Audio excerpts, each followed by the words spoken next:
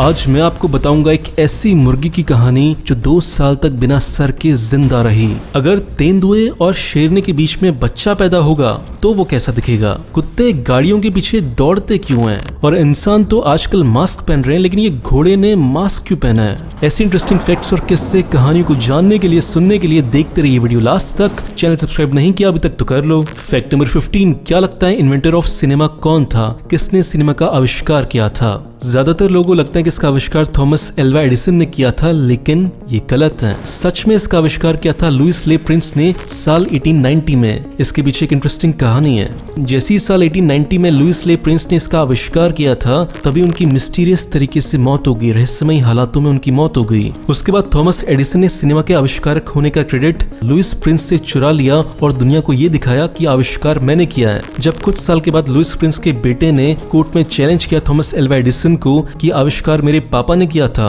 तब एडिसन ने अपने पैसे के दम पर उस केस को जीत लिया और उसके बाद लुइस प्रिंस के बेटे की भी रहस्यमयी हालातों में मौत हो गई। तो आपको क्या लगता है, जैसे एडिसन ने टेस्ला को धोखा दिया था, वैसे क्या इस केस में भी थॉमस एडिसन का कोई हाथ हो सकता है? फैक्ट नंबर 14, आप सभी ने एवेंजर्स मूवी देखी होगी और उसमें जो सबसे पावरफुल कैरेक्टर है जिसका नाम है हल्क, उसे भी जानते होंगे। लेकिन क्या आप जानते हैं कि हल्क की शुरुआत कैसे हुई थी? हल्क कैरेक्टर बना कैसे था? हल्क मूवी के क्रिएटर जैकी किर्बी से जब ये सवाल पूछा गया तो उन्होंने इसके पीछे की कहानी बताई। उन्होंने बताया कि एक बार उन्होंने टीवी पर देखा कि एक माँ ने अपने बच्चे को बचाने के लिए पूरी की पूरी कार अकेले उठा ली थी। इस बात से जैकी को इस बात का एहसास हुआ कि हम सब के अंदर खतरनाक पावर्स होती हैं, बस केवल सही सिचुएशन आ जाए और सही कारण पता हो तो हम उन पावर्स का यूज कर सकते हैं। फैक्ट नंबर 13, जब साल 2011 में जापान में बहुत ही खतरनाक सुनामी आई थी, तब एक बहुत ही इंटरेस्टिंग किस्सा हुआ था। हुआ क्या था कि जापान के एक बंदे की बाइक गुम हो गई थी सुनामी में। क्या लगता है वो बाइक कहाँ गई होगी?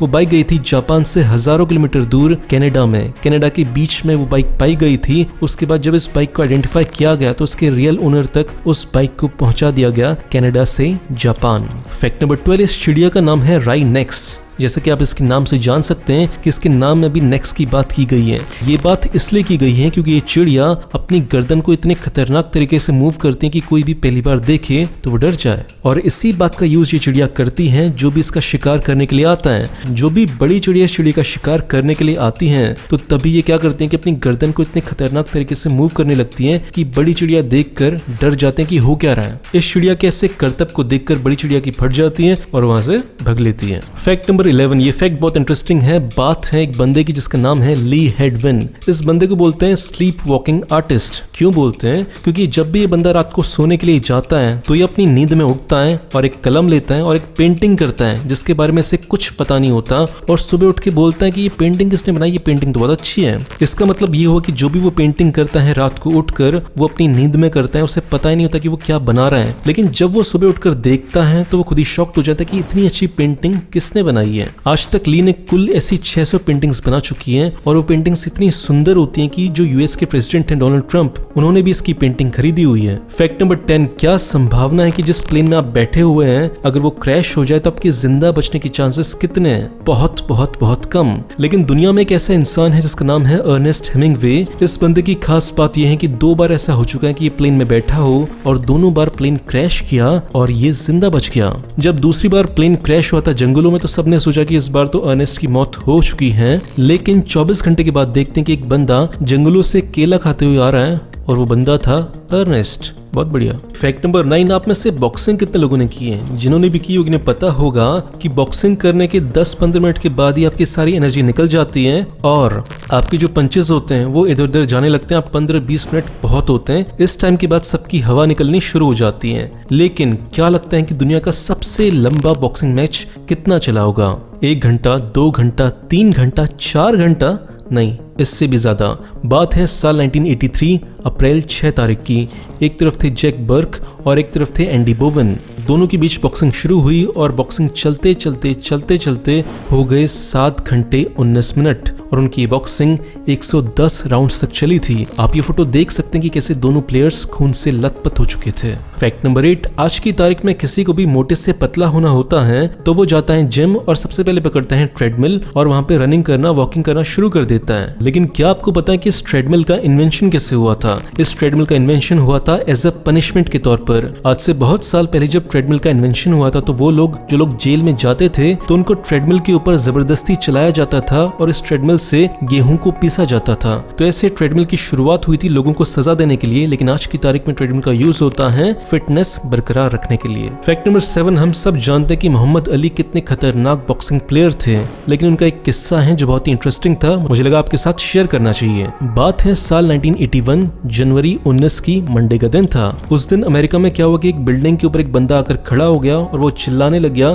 कि मैं आत्महत्या करने वाला हूँ। इस बात को देखकर वहाँ के जो सारे सिटीजन्स थे उन्होंने आसपास घेरा बना लिया और वहाँ पे पुलिस आ गई। पुलिस को देखकर वो बंदा बोलने लगा कि अगर तुम मेरे पास आए तो मैं सबसे पहले जंप मारूंगा, इसलिए मेरे पास मत आना। ये सारी की सारी सिचुएशन देखकर सारे के सारे लोग बहुत डर चुके थे। तभी वहाँ पे अपनी रोल्स रॉयस में आते हैं मोहम्मद अली। मोहम्मद अली बिना टाइम वेस्ट किए सीधे चढ़ जाते हैं बिल्डिंग पर। जिस फ्लैट से वो बंदा सुसाइड करने वाला होता है उसके बाजू वाले फ्लैट में वो जाते हैं और उसे समझाते हैं, उसे प्यार से समझाते हैं, उससे बोलते हैं कि तुम मेरे भाई जैसे, मैं तुमसे बहुत प्यार करता हूँ, प्लीज सुसाइड मत करो। और ऐसे प्यार से और मोटिवेट कर उस बंदे की जान बचाते हैं मोहम्मद अली। अब सवाल ये उठता है कि वो बंदा सुसाइड करना क्यों चाहता था? वो इसलिए करना चाहता था क्योंकि जब यूएसए और वियतनाम की वॉर हुई थी तो वियतनाम से जो सोल्जर्स वापस आए थे यूएस से, वो इमोशनली बहुत टूट चुके थे, सदमे में थे और शॉक में थे, जिसकी वजह से वो खुद आत्महत्या कर लेना चाहते थे। जब भी वॉर से सोल्जर वापस आते हैं तो वो बहुत दुख में होते हैं। हम सब वॉर को बहुत ही हीरोइक मानते हैं, बहुत ही हीरो वाला काम है, लेकिन जो लोग एक्चुअली उसमें लड़ते हैं, जो सोल्जर्स उसमें एक्चुअली लड़ते हैं, जब वो वापस आते हैं वॉर से तो वो अंदर से टूट चुके होते हैं। फैक्ट नंबर 7, क्या आपको पता है कि कोरोना वायरस और उसके बाद जो लॉकडाउन लगाया गया पूरे देश में, उसकी वजह से कम 12 से 13 करोड़ लोगों ने अपनी जॉब खो दी है। और इससे भी ज्यादा बुरी खबर ये है कि इकोनॉमी को संभलने में 2 से 3 साल लग जाएंगे। पहले जैसा माहौल होने में अभी काफी समय लगने वाला है। तो ऐसी सिचुएशन में जब पूरी इकोनॉमी नीचे जा रही है, बहुत इंपॉर्टेंट है कि आपके पास जो पैसा है उसको बचाया जाए और उसको ग्रो कराया जाए। और उस पैसे को ग्रो करवाने के लिए मैं आपको एक बहुत ही शानदार कंपनी से मिलवाने वाला हूँ जिसका नाम है मनी फ्रंट। मनी फ्रंट से आप म्यूचुअल फंड्स के डायरेक्ट प्लान्स में इन्वेस्ट कर सकते हैं। और मैं आपको ये बता दूं कि डायरेक्ट प्लान्स रेगुलर प्लान से बहुत ज्यादा अच्छे होते हैं क्योंकि इसमें आपको रिटर्न जो मिलता है वो बहुत हाई होता है। पैसा कितना, कहां, कब और कैसे इन्वेस्ट करना है, ये सब डिसाइड करने में आपको मनी फ्रंट के फाइनेंशियल एक्सपर्ट्स पूरी मदद करेंगे। और इसके लिए वो ना ही आपसे कमीशन लेंगे और ना ही कोई एजेंट फीस लेंगे। आपकी इनकम के हिसाब से आपके लिए सबसे बेस्ट SIP यानी सबसे बेस्ट इन्वेस्टमेंट प्लान कौन सा रहेगा, ये भी आपको मनी फ्रंट बताएगा। और इसके साथ साथ आपको एक पर्सनल रिलेशनशिप मैनेजर मिलता है जो आपको हर कदम पर बताता रहेगा कि पैसे कहां पर इन्वेस्ट कर रहे हैं, जिससे आपका प्रॉफिट ज्यादा हो सके और आपके लॉस के चांसेस कम से कम हो सके। तो अगर आप बहुत समय से म्यूचुअल फंड्स SIPs में घुसने की सोच रहे हैं लेकिन आपको पता नहीं है कि कैसे क्या होता है, तो मैं आपको रिकमेंड करूंगा मनी फ्रंट। इसका लिंक मैंने डिस्क्रिप्शन में दिया हुआ है, आप जाकर चेक कर सकते हैं। फैक्ट नंबर 6, आपके साथ ऐसा बहुत बार लाइफ में हुआ होगा कि आप कार में जा रहे हो या बाइक में जा रहे हो और आपके पीछे कुत्ते पड़ जाएं। ऐसा होता क्यों है? इसके पीछे लॉजिक है। लॉजिक ये है कि कुत्तों की एक टेरिटरी होती है, कुत्तों का एक इलाका होता है और उस इलाके की पूरी बाउंड्री में वो पेशाब करते हैं, ये दिखाने के लिए कि इलाका मेरा है। ठीक है, तो जब भी कोई कार ऐसे एरिया से निकलती है और किसी दूसरे एरिया में जाती है तो दूसरे एरिया के कुत्ते को लगता है कि कोई नया कुत्ता मेरे एरिया में एंटर करना चाहता है और वो उसी कुत्ते से लड़ने के लिए, उसको ये डर फील होता है कि मेरे एरिया में कोई दूसरा कुत्ता ना आ जाए, तो उससे लड़ने के लिए उसे कार के जो टायर्स होते हैं वहां पे वही सुगंध आती है उसके पेशाब की, तो इस बात से लड़ने के लिए वो कार के पीछे दौड़ता है। तो ये था कुत्तों का आपके पीछे दौड़ने का इंटरेस्टिंग कारण। क्या आपको पता था इसके बारे में? कमेंट्स में बताना। फैक्ट नंबर 5, क्या लगता है इन घोड़ों ने मास्क क्यों पहना होगा? पहली बात तो ये फोटो आज की नहीं है, आज से 100 साल पुरानी है जब वर्ल्ड वॉर 1 लड़ी जा रही थी। उस टाइम पर एक देश दूसरे देश के ऊपर केमिकल वॉरफेयर कर रहा था, केमिकल बॉम्ब्स एक दूसरे के ऊपर मार रहे थे जिसकी वजह से सांस लेना जहरीला हो गया था। और इस केमिकल वॉरफेयर की शुरुआत की थी जर्मनी ने साल 1915 में अप्रैल 22 के दिन। उस दिन उन्होंने केमिकल बॉम्ब फेंका था जिसकी वजह से एक दिन में 1100 लोगों की मौत हो गई थी।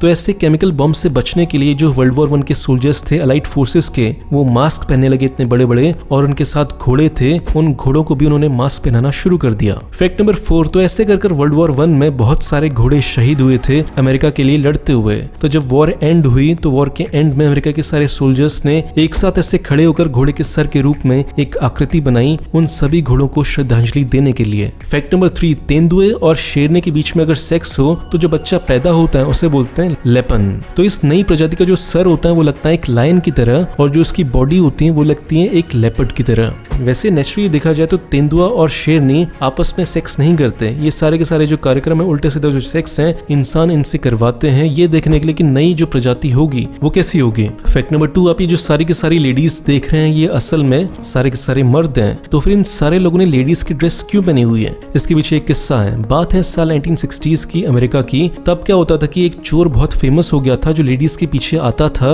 और चोरी करके निकल लेता था। तो तब उस टाइम की पुलिस ने एक प्लान बनाया कि जो सारे के सारे पुलिसमैन थे, सारे के सारे पुलिसमैन लड़कियों की ड्रेस में घूमने लगे पूरे शहर में, ताकि जब वो चोर उनके पीछे आकर चोरी करने की कोशिश करें तो वो सारे के सारे मिलकर उसे पकड़ पाए। और ऐसा करने में वो बहुत सफल भी हुए। फैक्ट नंबर 1, इस फैक्ट पर विश्वास करना बहुत मुश्किल है लेकिन ये बात सच है। एक ऐसी मुर्गी जो बिना सर के 2 सालों तक जिंदा रही। बात है साल 1945 की। अमेरिका का एक फार्मर था जिसका नाम था लॉयड ओल्सन। वो और उसकी बीवी एक दिन पार्टी करने के लिए जो उनकी घरेलू मुर्गी होती है उसको काटने के लिए जाते हैं। जैसे ही लॉयड ओल्सन मुर्गी को काटने वाले होते हैं तभी एक चूक हो जाती है कि जो सर होता है वो अच्छे से कटता नहीं है। मुर्गी का जो सर है वो आधे से ज्यादा कट पाता है और जो मुर्गी का एक कान है वो रह जाता है और मुर्गी के दिमाग का हिस्सा वो रह जाता है। इसके बाद लॉयड ओल्सन देखते हैं कि जो मुर्गी है वो सर कटने के बाद भी वो चल रही है लगातार। फिर जब ऐसी लॉयड ओल्सन बहुत देर तक मुर्गी को ऐसे ही चलते हुए देखते हैं तो उनके दिल में मुर्गी के प्रति दया पैदा हो जाती है और वो अपना प्लान चेंज कर देते हैं और वो मुर्गी को नहीं मारते। वो सोचते कि मुर्गी आधे 1 घंटे में 2 घंटे में मर जाएगी, लेकिन मुर्गी जिंदा रहती है। और जब ऐसे ये मुर्गी बहुत दिनों तक जिंदा रहती है तो ये बात सारे शहर में फैल जाती है और ये मुर्गी पूरी अमेरिका में फेमस हो जाती है। लॉयड फिर इस मुर्गी का नाम माइक रख देते हैं। फिर आप सोच रहे होंगे कि 2 साल तक ये मुर्गी जिंदा कैसे रही।